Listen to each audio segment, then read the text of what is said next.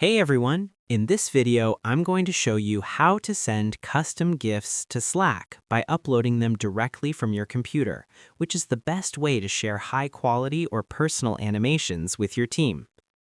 Step 1. Locate your custom GIF.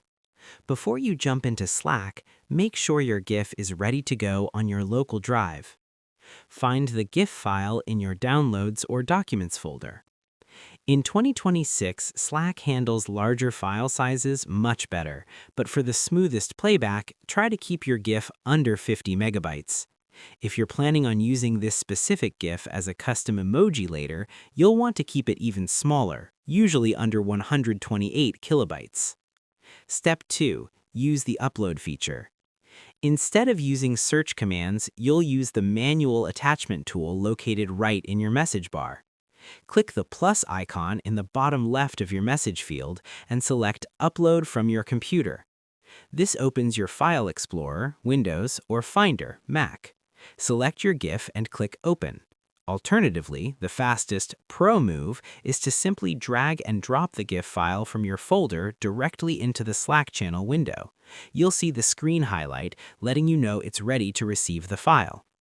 Step 3. Add context and send. Once the GIF is attached to your message box, it hasn't been sent yet. This is your chance to add a caption. Type a message in the Add a Caption field that appears with the GIF preview.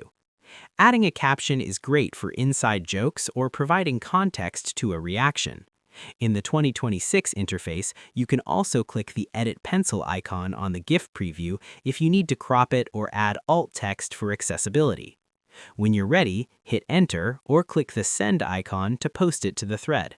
And that's pretty much it.